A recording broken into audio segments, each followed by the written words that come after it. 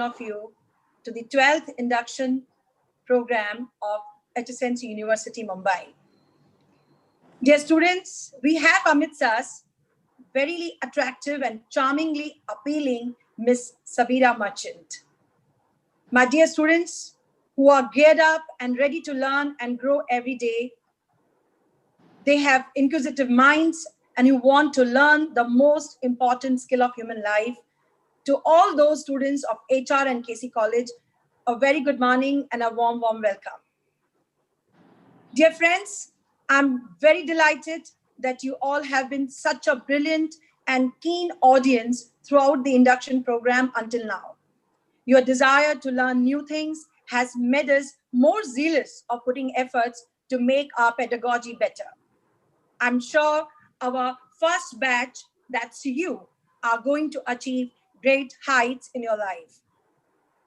In this induction series, today's talk is about, as I've mentioned yesterday, and that is the most important aspect of human life, and that's communication. Today, to educate you, to rather educate all of us about the power of effective communication, we have with us the celebrated expert of communication skills, none other than Ms. Sabira Merchant. The world has acknowledged and accepted Sabira ma'am's mastery in visual appearance, communication, body language, that's posture, eye contact, word choice, tone, speed, inflection, laughter, and above all, positive thinking. Dear ma'am, on behalf of HSNC University, I heartily welcome you to our induction program. Thank you very much for joining us to share your gem of the knowledge of communication skills. All of us, when we were youngsters in the 80s, we have been watching you acting in theater, your What's the Good Word, and we have learned and we have grown with your programs. And now when we see our next generation watching you and learning from you, it's indeed a delight and indeed a pleasure and honor that you are with us and taking our next generation Z learners forward.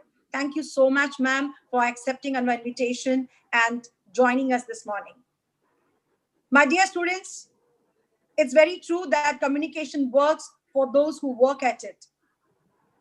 Communication is a skill that you can learn. It's like riding a bicycle or typing. If you're willing to work at it, you can rapidly improve the quality of every part of your life. We are making our best efforts to provide the best learning opportunities for all of you. Do make sure that you get trained in the skills by ensuring to work on these necessary skills. It is said that effective communication is 20% what you know and 80% how you feel about what you know. So feel what you say, become more aware, mindful, and sensitive of the environment around to enhance your being, to develop the power of effective communication skills. With this, I once again welcome Ms. Sabira Merchant amidst us, and I request Dr. Nandini Sen Gupta to introduce Mrs. Merchant to our students. Thank you so much. Thank you, Dr. Bagla, and good morning, everyone. I have the pleasant task of introducing our speaker of the day, Ms. Sabira Merchant. India's first corporate trainer and guru of social graces, Ms. Sabira Merchant started her career as a theatre artist in Bombay.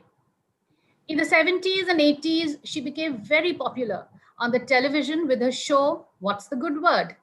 The show ran for a record 15 years on Doordarshan. She later became a trainer and has been teaching communication skills, public speaking, art of answering spontaneously with flair and finesse, body language, her signature social etiquette, grooming, corporate dressing, etc. She believes that soft skills are as important as hard skills to get an edge in the present competitive environment. She's thus transformed people like Priyanka Chopra, Lara Datta, Diana Hayden, Aryan Vaid, etc. into charming personalities. Friends, this is Miss Sabira Merchant for all of you. Welcome to HSNC University, and over to you, Miss Merchant. Thank you so very much for that extremely warm introduction. I'm indeed flattered and very pleased about it. Thank you very much for inviting me this morning. And I hope to make good use of the time that you have given me and reach out to all the students. Now, students, we discussed earlier and was told to you yesterday too that we would be doing communication skills. Now, what are communication skills? They are skills which you pass on from person to person. You're sitting in one place, you exchange views with another person, and a third person exchanges views. The third person makes a good impression. Why? Because of the way they're speaking, the way they're conversing, the way their body language is, the way their eye contact is. There are so many points that are important in communication besides just learning how to speak well and doing certain exercises. Now, when I mean certain exercises, there are certain exercises for enunciation, which we do even at this age. Before we go onto the stage, we do these exercises in the backstage so that we get our mouths and our lips and our tongues and our jaws to move effectively. And then you can project yourself to the audience. So that word projection is indeed a very important word. But let me start with the first word, which is important for communication skills. Now, if you happen to have a piece of paper or a book and a pencil or a pen lying around, please make note of these points because they are points that you would constantly have to refer to during your, totally really during your entire life. So please write them down. This is what my workshops are basically about. Of course, we elaborate on it far more, but I will be doing all this in the space of about 35 minutes, and then we'll have about 10 minutes for a question and answer session. So the first word, students, is clarity, C-L-A-R-I-T-Y. Now, clarity is a two-way street. Usually what I do in my workshops is I throw open the word to you and I ask you, what does clarity mean? And I wait for you to answer and I see what your ideas about clarity are. But here it's not possible. It's not that kind of a give and take workshop. And it's a one-way street here. So I will be just explaining it to you briefly what these words are about. So clarity is a two-way street. It's clarity of thought translated into clarity of speech. So first, before you do anything else, obviously you have to think clearly. If your thoughts are mumbled and jumbled up, you can't think about it, and you don't know what to say and you what to do, and you're just going round and round in circles. So if you are going to an important function, a meeting, or any such thing, if you're introducing somebody, keep it handy on a piece of paper.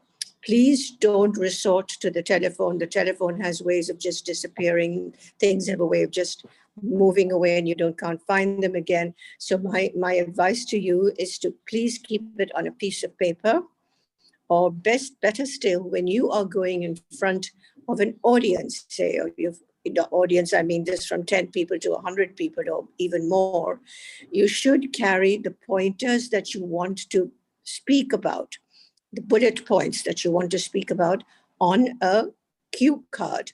Now, what do I mean by a cue card? It's more like a postcard, or like about 6'5" by about 3-4 inches. You keep that card with points on it, bullet points 1, 2, 3, 4, 5. So you refer to the points and then refer to the audience so that you're not reading all the time, because that becomes boring. There is no eye contact there. So you have to put the points down on that card and try and match that card to the color of what you're wearing. So for instance, I'm wearing black today. So I would have a black cue card. So the black would disappear into my outfit and you would be seeing that I'm holding a cue card. So try not to let the person see what you're holding. Be very adroit about it and use it cleverly, this cue card. And it works brilliantly, especially when you have a lapel mic. Now, a lapel mic is what you otherwise call a collar mic, and what you clip onto your outfit, your collar or your jacket or your sari, and you speak to people, because that gives you freedom. Your hands are totally free and the mic is not in your hand, and you can move around amongst the audience freely and speak to them. So first point urged is clarity, clarity of thought equals clarity of speech, and speak very, very clearly. And by the way, there are two very important things that you must remember about English. Is when I said very clearly, you saw how I bit my lip. So your teeth, your upper teeth have to go over your lower lip, and that's a V. And a W is rounded or kissed. So it's why, where, when. And the V is to be bitten. So please be very careful about your V's and W's. That's not there in any other language but in English. So V's and W's, clarity of thought and clarity of speech. Great, great going so far. I, of course, at a live session, I have the fun of asking you, did you understand that? Give me your feedback and that kind of thing. But here there is no chance of that. So I'm missing out on that, but never mind. We'll do it as is best. Now, the next word is speed. Now, what does speed mean? Speed means that you do not speak very fast, nor do you speak very slowly. If you speak slowly, obviously you become extremely boring. And if you speak fast, then you're not going to be understood.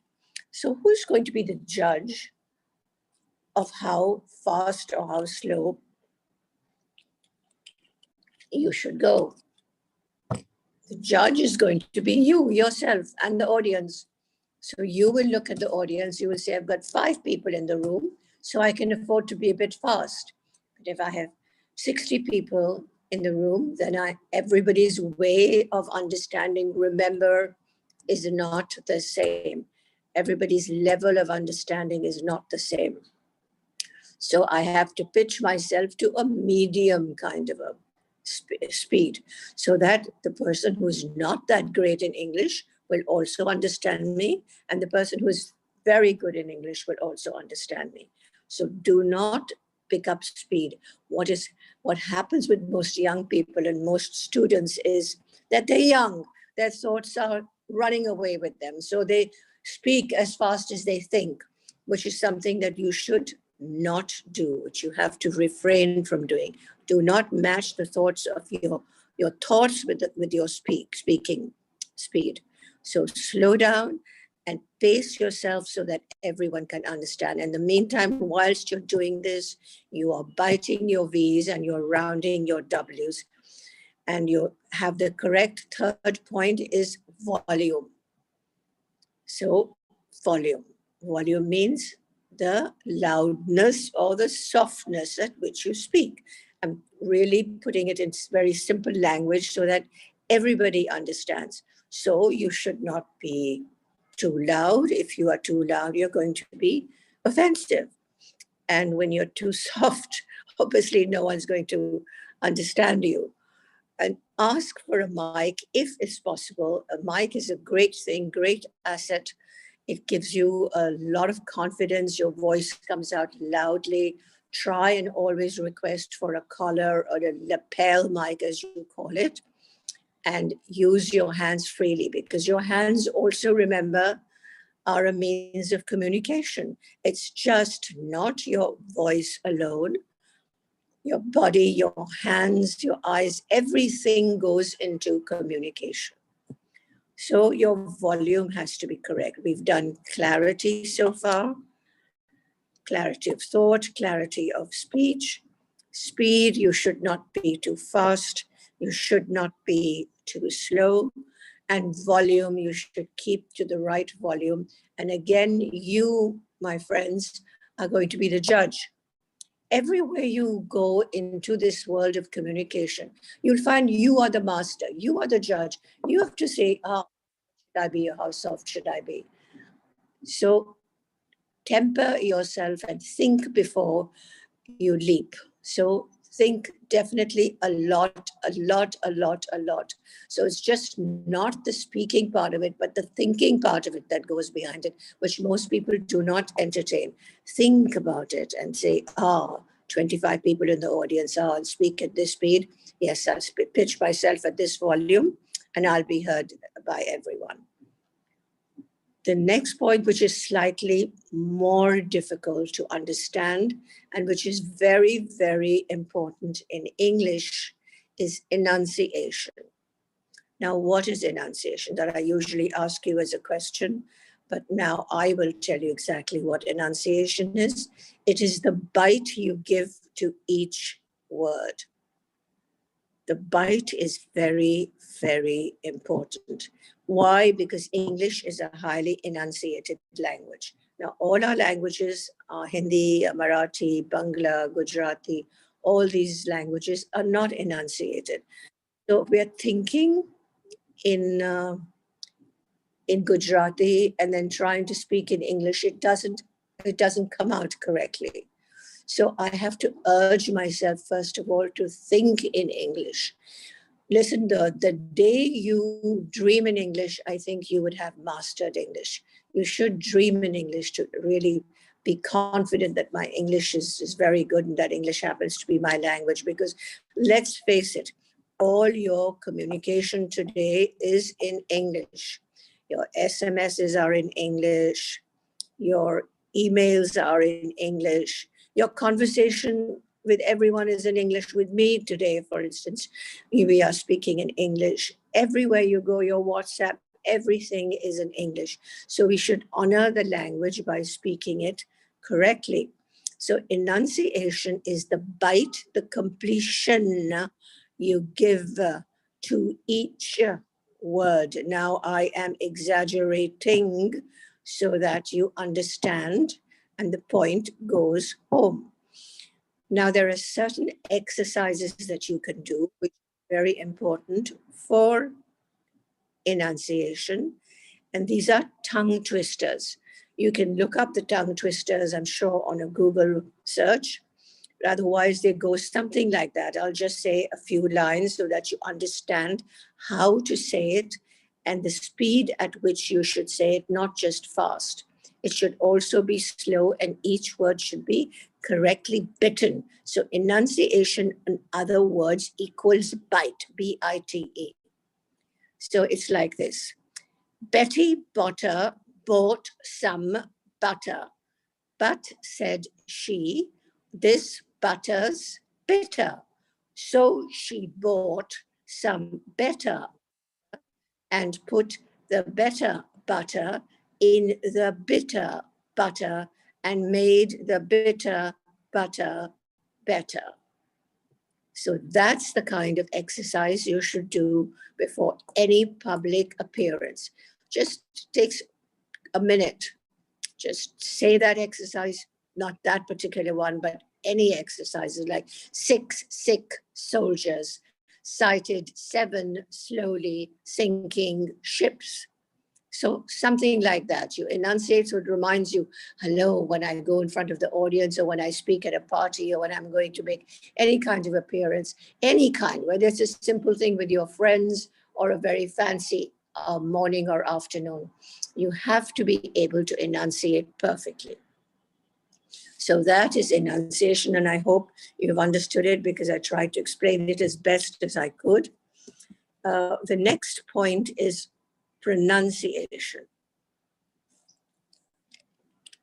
Pronunciation is, again, a point that you really have to master. It's pronouncing each word correctly. For instance, a lot of people try and say, I will deliver the goods. No, it's written with an E, but it's not pronounced with an E, it's pronounced with an I. So it's deliver the good, not deliver, it's deliver. This word, for instance, is completely mispronounced. Develop. Everybody that almost everybody that I know says develop. It's not develop, it's develop. So develop, deliver, it's academic. It's academic, the academic year. Not academic, it's academy, but it changes in conjugation to academic. A simple word like the word plumber, for instance.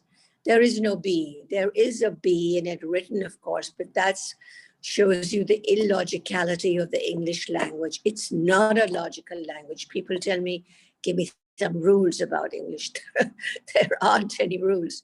It just comes through practice and usage and custom. It's how much you learn to speak and how much you practice that will set you on the correct path.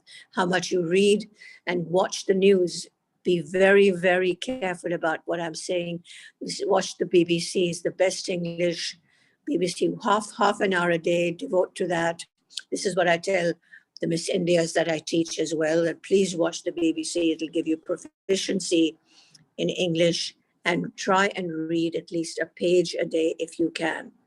So you see these words like academic, deliver, development, plumber, competitive. People say competition, so they say competitive or whatever. But it's competitive. You have to learn to be competitive in life. And realty, for instance. Reality, I was once working with a CNBC television company, and they asked me to work with some of the reporters. And this one reporter, he came forward and he said, "Oh, ma'am, reality is going down the drain." So I said, "Reality?" So I said, "Reality is the fact that you're now facing me. That's the reality, that you're with me." He's telling me, "No, what I mean is real estate." I said, "Real estate is pronounced as realty and not reality." Just a slight difference, but see what a change it is. Just one little slip of the tongue and it becomes a totally different word. So it's realty, the real estate business, and reality is the fact that the realities I'm speaking to you right now, that's the reality of the situation. So you have to also understand there are such simple words in English. The pronunciation escapes most people.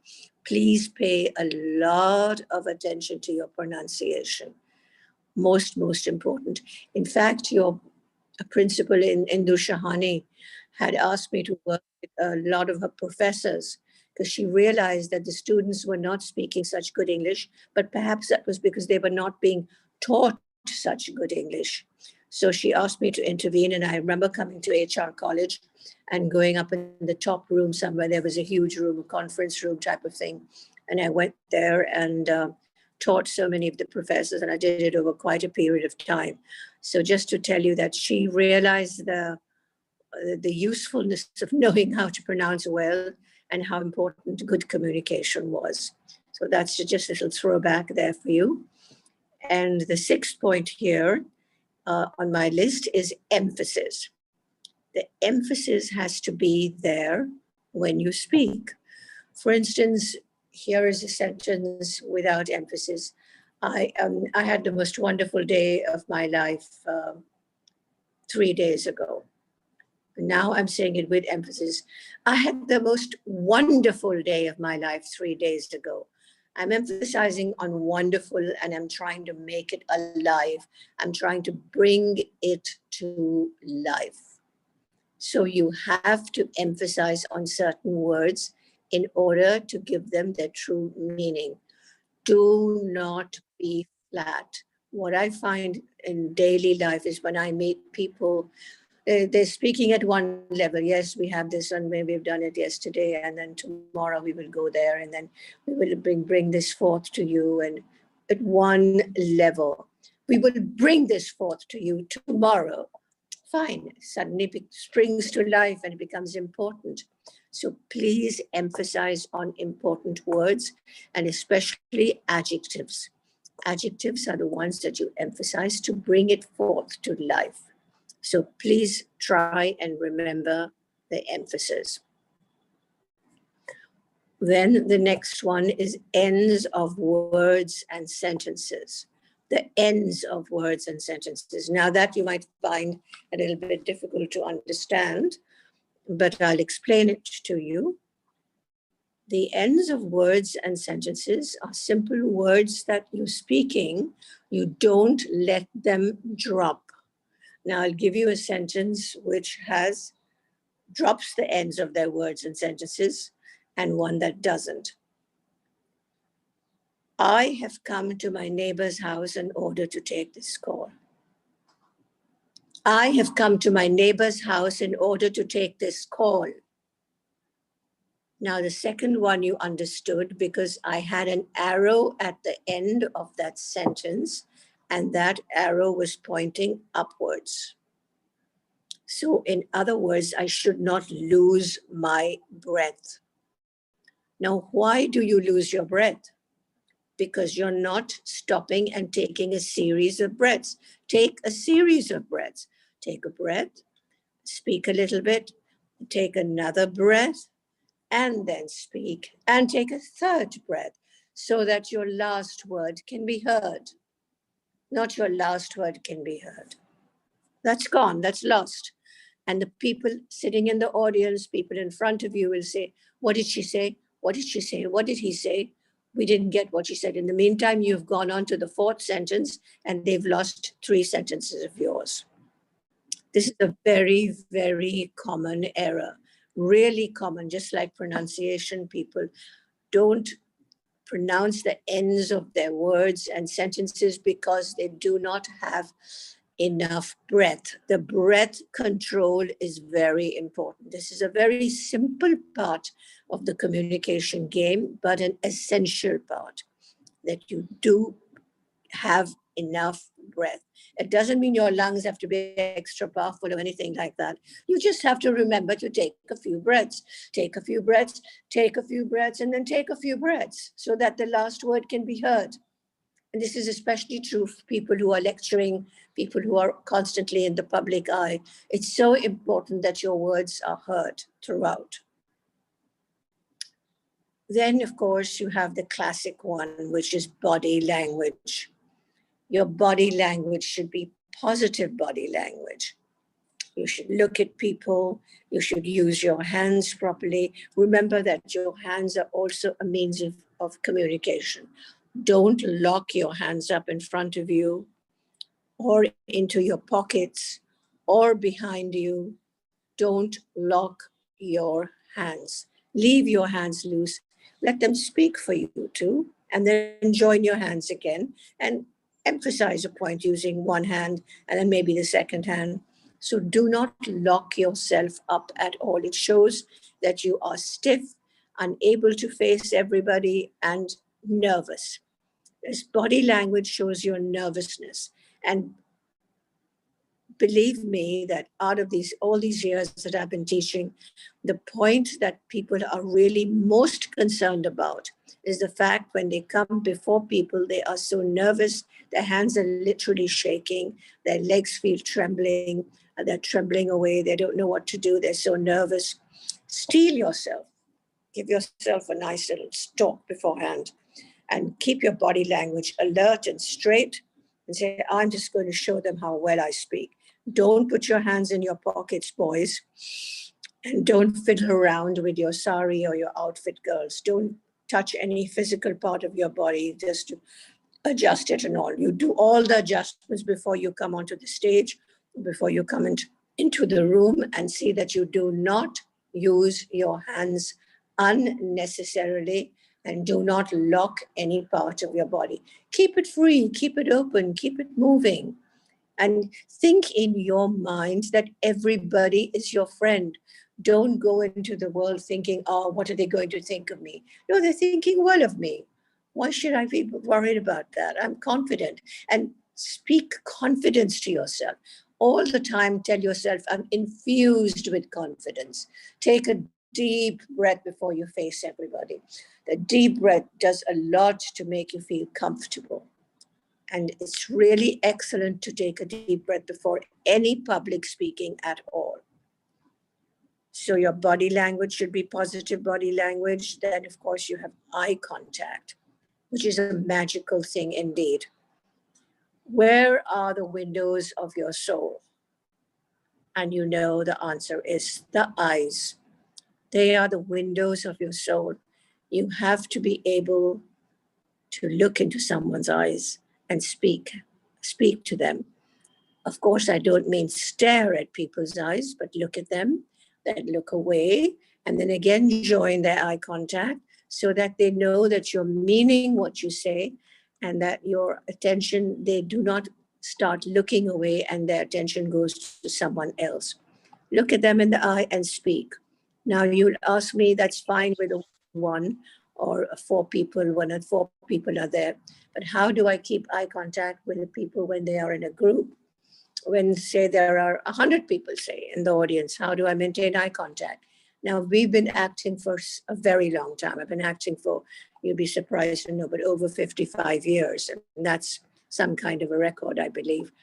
That so many of us in this particular day and age used to be acting right from the 60s.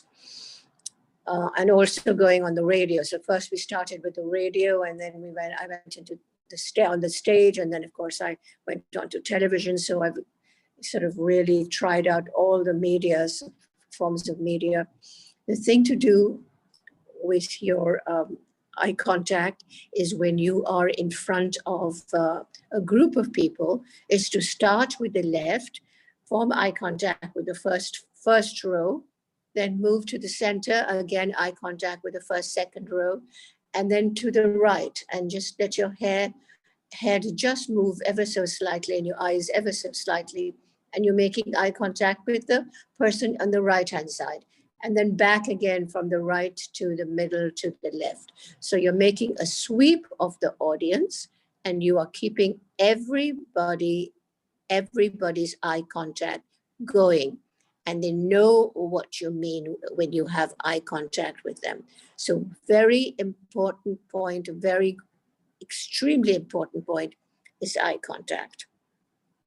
So I hope everybody's understood everything so far. Before I come to my next point, the next point is grammar. Grammar is, of course, very, very, very important when you're speaking English.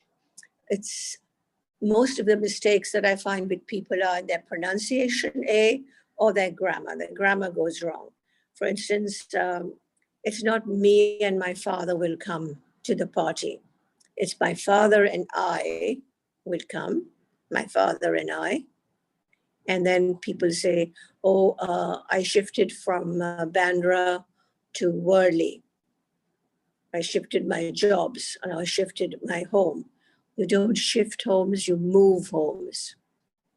You move from area to area, you don't shift. An object will shift, but people move from place to place.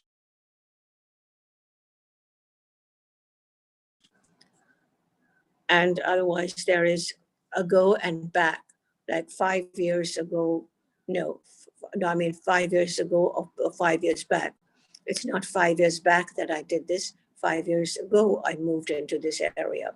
So 5 years ago, I went to London or whatever. So it is, the grammar has to be totally correct. Now, how do you learn good grammar? You'll have to either read a lot, again, you're back again to reading so that the grammar stays. You read the correct grammar and then you speak the correct grammar. Don't try and translate from Hindi to English, then you lose out on grammar. So think in English and read again. How else will I urge you to improve your grammar? And how can I ask you to improve your grammar unless you read? You have to read to be able to get the correct flow every time you correct flow, and speak to yourself in the mirror. Great practice is to speak. Go to the mirror if there's nobody else. Speak to yourself. I will have to do this. And I say, okay, that's correct grammar. I will repeat to myself. I will have to do this.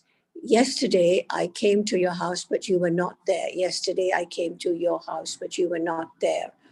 And there are words, of course, that are similar in sound and different in meaning, like there and pain. So learn all the homophones also, so you know the meanings of them. These are homophones or words that sound alike but are different in meaning. A lot of them, like symbol and symbol, for instance, SYMBOL and SCYMBAL. So that these words sound alike but are different in meaning. So learn a little bit of English every day if you can. But remember that what I'm urging you to do, it is because it is your language. You have chosen to speak in it. Therefore, you should respect it and speak it well. So grammar, extremely important. Articles. Articles, we in Hindi do not have articles. We will speak Hindi, say, mujhe bottle dena. Achha, there is no the there. No, there is no there. Whereas if I speak in proper English, I will say, please give me the bottle, or please give me the bag. Let us look at the carpet. So the, these, those, all the words have to be there before nouns. Articles have to be there. Because we do not have them in the Indian languages, we skip them in English. But it's a very big mistake you're making when you skip the. We have to put the, these or those there. Now, one question that I'm going to ask you, what a lot of people do not know about this, is when do we use the and when do we use the? Now you say, well, I don't know. Most people will sitting back there will say, I don't know when to use the and when to use the. People think that the is said as a point of importance. The best thing that happened to me. No, wrong. You use the only before a word when the next word begins with a vowel. Now that word vowel itself is challenging because it's got a V and a W sitting right next to each other. So pronounce that sitting back at home, vowel. So it's biting the V and rounding the W. So it's the egg, the umbrella, the elephant. It begins with an A, E, I, O, U, which are your vowels. Then you use the, otherwise you always use the. So this is something which I want you to make a note of because most people do not know this. Then, of course, fillers. Fillers, what are fillers? They're real devils. They come up in everybody's speech almost. You know, I mean, you see, okay, all right. All these things come up. You know, you see, okay. No, I don't know. So please do not say it. Fillers keep happening even in good speakers sometimes. Why do fillers happen? Fillers occur and happen because people do not have enough vocabulary. They are thinking of the next word and what to say, and they do not know what to say. So they're filling it up by saying, you know, yesterday I went to, you know, I mean, the party, and then there I met some people who knew, you know, knew you. So this is how people speak.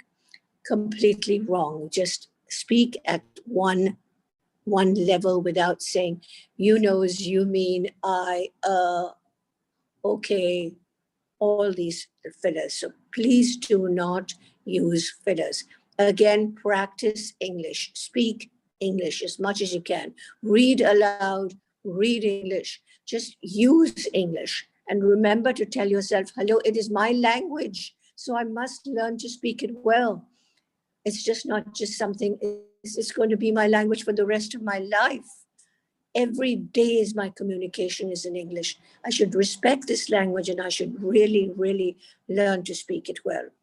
Now we're coming to the last 2 points of our talk this morning, and after which I said I would field some questions and answers if you wanted to ask them. So after fillers, there's a simple little, very simple little thing called humor. Try and inject a little bit of humor in your talk to make it interesting. Like, for instance, this little boy, he goes up to his father and says, Daddy, is it very expensive to get married? So the father says, I don't know, son, I'm still paying. So something like that. If you keep these one-liners in your head ready, you'll be able to say it to somebody and breaks the atmosphere, eases the atmosphere. People have a little laugh, they smile, and it eases them. So remember, humor is a very good thing to inject whenever you're speaking. It keeps things going.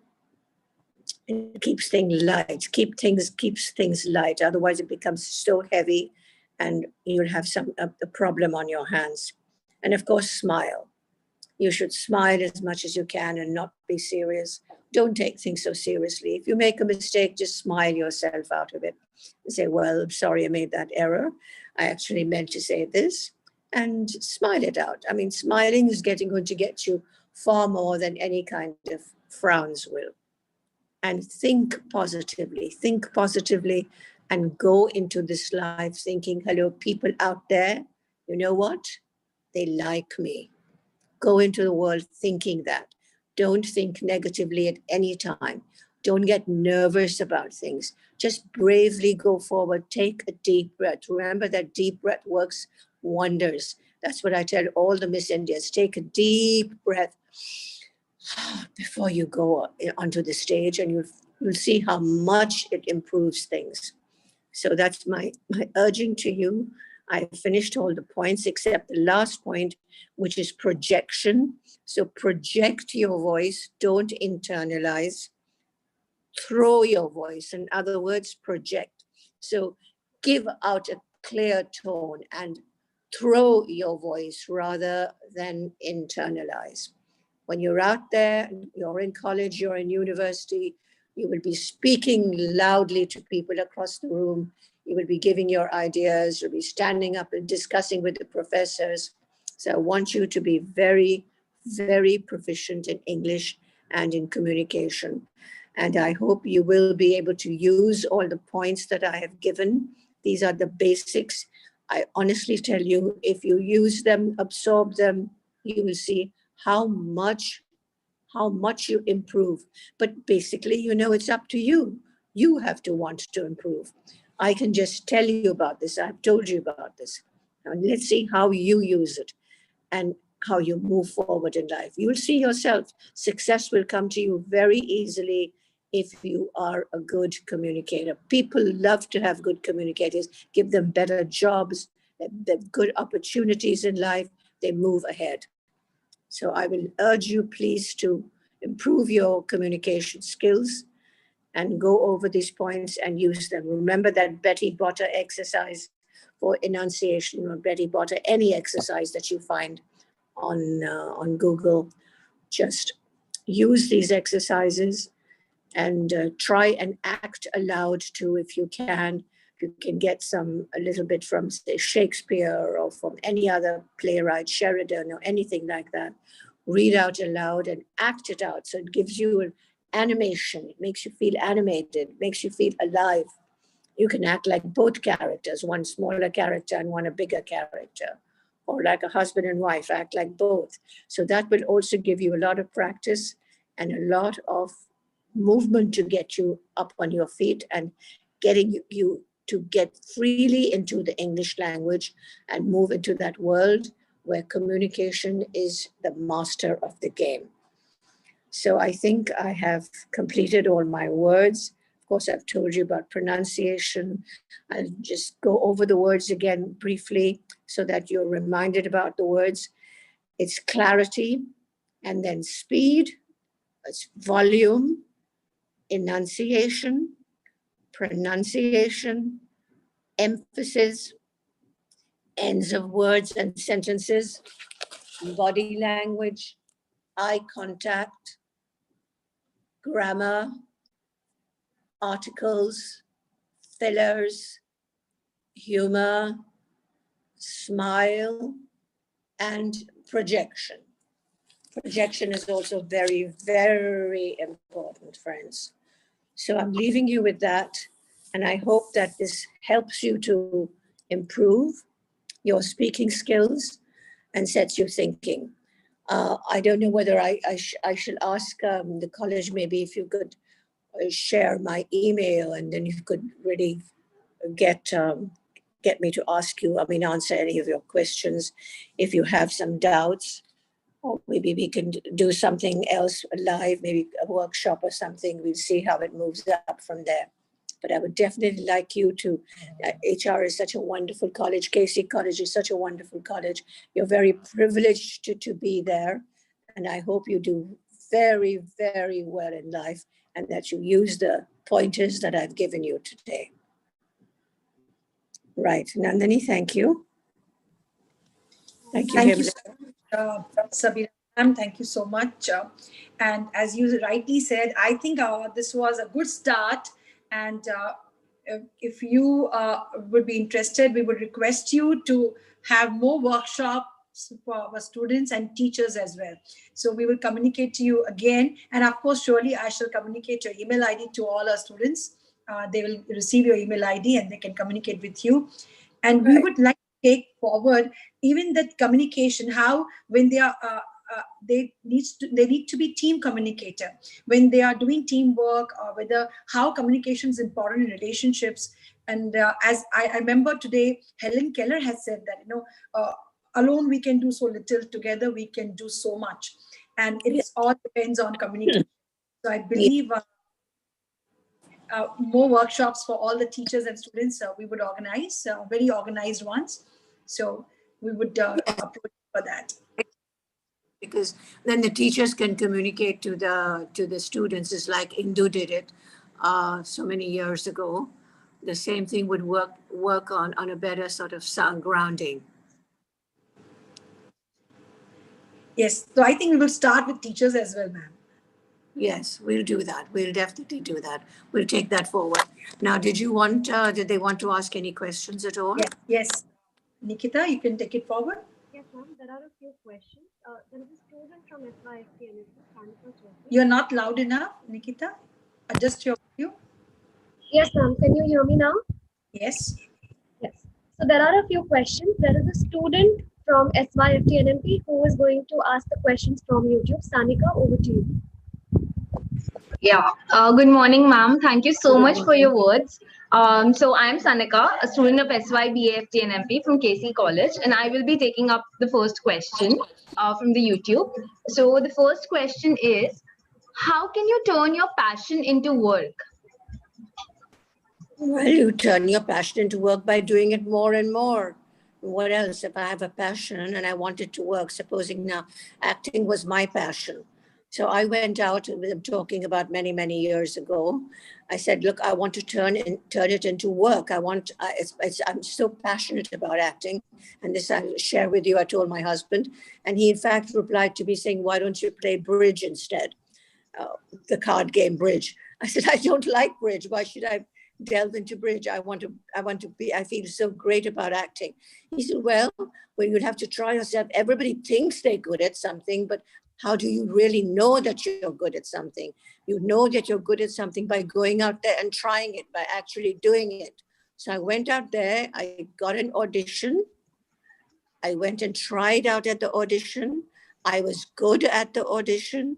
So they gave me the role. I got the role. I got great reviews on the role. I did the role. It took 3 months of hard practice to do it. So anything that you do, my friend, that you want to put into action, remember, hard work is the biggest thing. There is nothing in life that you'll get.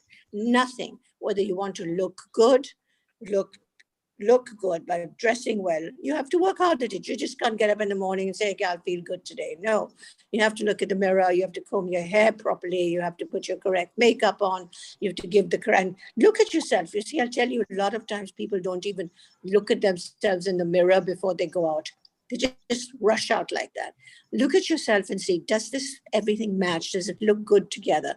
Am I put together well? And then go out. And a good appearance gives you a lot of confidence. So in every which way, the only way you'll get practice is to be passionate about it, do it, and look good whilst doing it. Looking good all the time is a very important thing for me, because then you learn to respect yourself. A lot of the times people don't respect themselves so much. They take themselves just very easily, but I don't want you or anyone else to do that. Right, ma'am. Okay, so we have another question as well. They say, I am a Hindi medium student. I'm working hard to improve my language. and yet there is a hint of vernacular accent in my language. What should I do?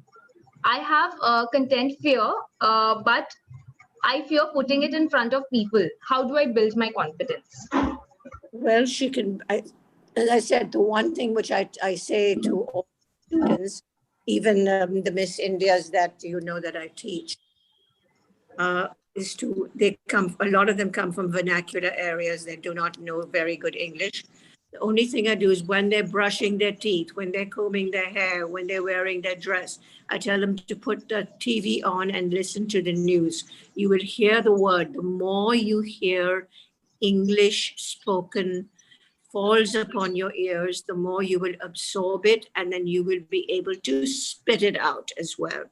So you learn to be exposed to English. Expose yourself. Sitting back and thinking about improving yourself is not good enough. Go out there and prove yourself. Go out there and listen to the news all the time. Put it on. If you're serious, I'll tell your friend, I mean, if for 1 month and she listens to the news, and then she writes down little words from there that she can pick up, and then researches those words and knows the meaning of the words, and now she knows how to pronounce them from television. So there you go. Right. Ma'am, we have another question. So it says, it is important. Now, may I stop you there? It doesn't say, it says. It says, Yes. it is important to pronounce word correctly, but people really tease saying that we are trying to have fake accent. But how to bear all that? Like, No, I don't actually understand what that means. Is she trying to say that there are fake accents that you put on? No, you don't. You speak it by yourself. You speak it with your frankness, your truthfulness. Like I'm speaking to you, there is no accent. It's unaccented English, but it's English that you can understand very well because you're not going in for any kind of style or any kind of false look about it. You're being very honest about yourself and honest with yourself and honest with the questions too and the answers. You're being totally honest. Remember, if you're not honest, it's not going to work because you have to go inside yourself to be able to come out and give others, right? Otherwise, how can you give others? Right, ma'am. So thanks a lot, ma'am. I'll ask ma'am to continue now. Would you want me to take more questions or? You can take a couple more questions. Why not? A couple more questions. Okay, ma'am.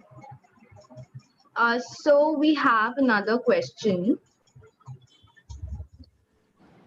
To be firm while being soft. To be firm. Yeah. I didn't get what you said. So they're asking how to be firm while being soft is the question. Like being soft meaning what? SOUGHT? Soft, SOFT. Like so when we talk, how are we supposed to make our the way we are talking to be like sounds very better when someone is hearing it to it. And I'll tell you one thing, young lady, talking and speaking, there's a big difference between that. You will talk to, say, the bus driver, right? You will talk to the taxi driver, you will talk to the shopkeeper, but you will speak with your parents, you will speak with your headmistress. All right, so there is a big difference between talking and speaking. Talking is not considered so elegant, speaking is. So she wants to know what is the difference between. Well, talking on the stage. So when you're talking in front of the audience, yes. So how to, when you're talking, you don't sound really harsh, or you don't sound really, the noise which is poking in your head, sorry. So that way. No, when you're in front of the audience, one thing that you've got to learn to do is to be totally natural. Do not be contrived. Do not try and sort of think differently and behave differently in front of the audience. Just think, I would have thought I am this character. Now, supposing I played like Blanche Dubois in A Streetcar Named Desire, and I forgot for that whole play that I was Sabira. You have to have that ability to to get rid of your own personality and immerse yourself into the new character. Then you will think like the new character and you will behave like the new character. And that's the one way in which acting works, is to completely forget about yourself. You come back in the audio, when you come back at the end of the play, you say, oh my God, I'm Sabira, I'm not that person. But you were so much that person that you forget it. So that's the one sincere way and the one big way in which you can emerge as a good actor and a good a good personality on the stage. Okay. Thanks a lot, ma'am. So Nikita ma'am will, I'll call Nikita ma'am to give you a vote of thanks. Oh, all right. Thank you. Thank you so much, Sanika. Thank you, ma'am, for that wonderful session. A few days back, I had read it somewhere which said, the art of communication is the language of leadership. And today, I must really say, Sabira, ma'am, today's session of yours personified the statement. It was so soft to hear, and yet the impact was so powerful. A lot of misconceptions were shattered today. This session has surely helped in boosting the confidence of the students. I will take this opportunity to thank Sabira ma'am for spending some time with our students and us and giving them some tips which will help them groom themselves. This would not have been possible without our dear principal ma'am, Dr. Hemlata Bagla, who has been constantly encouraging us in putting up this induction session for our students. I would also like to thank Dr. Pooja Ramchandani ma'am, in charge principal HR College, for guiding us through these sessions. I would extend my gratitude to Ms. Manjula Srinivas, Head of Department of Mass Media, for helping us in running this induction session so smoothly. I would also like to thank uh, the tech team and the faculty of HR College and KC College to help us in making this session successful. And last but not the least, all our students for attending these sessions, enjoying these sessions and asking questions, interacting with our guests and making the most out of these sessions. It would not have been possible without them. So thank you so much. I would now like to ask Principal Ma'am to give the final words. Thank you, Sabira ma'am. Thank you so much. I express deepest gratitude to you for accepting to be here with us today and for all your guidance for our students and teachers. And as I said, that we will look forward to hear more from you, to be guided by you. And surely each one of us will be a wonderful speaker. And there were many takeaways for myself also when you were talking. And you must have even noted the way we all spoke. We would try to correct ourselves. And next time when we invite you and we introduce you or speak to you, you will find some change. So looking forward to meet you again and learn from you. From today onwards, I myself will watch your programs on YouTube, whichever they are there, and surely improve ourselves. Thank you so much. And we will continue communicating to you and learn from you. Thank you. Thank you very, very much for that very, very warm vote of thanks. I'm so happy to be with you. I had a wonderful morning and I should be thanking you for having me here with you. Thank you. Ma'am, with your permission, shall I? No, I would want to announce that on Monday, 11 o'clock, we shall meet again. And we would have with us Mr. Keki Mistry, who is Vice Chairman, HDFC Limited. He will be joining us 11 o'clock sharp. So be there and do invite your friends and parents to be part of that program. It will be 13th Induction Day program. Thank you. Thank you. Thank you so much. Thank you. Thank you. Thank you. I will now leave you. Thank you. Thank you, everyone. Ma'am, shall I end the program? Yeah. Thank you, ma'am.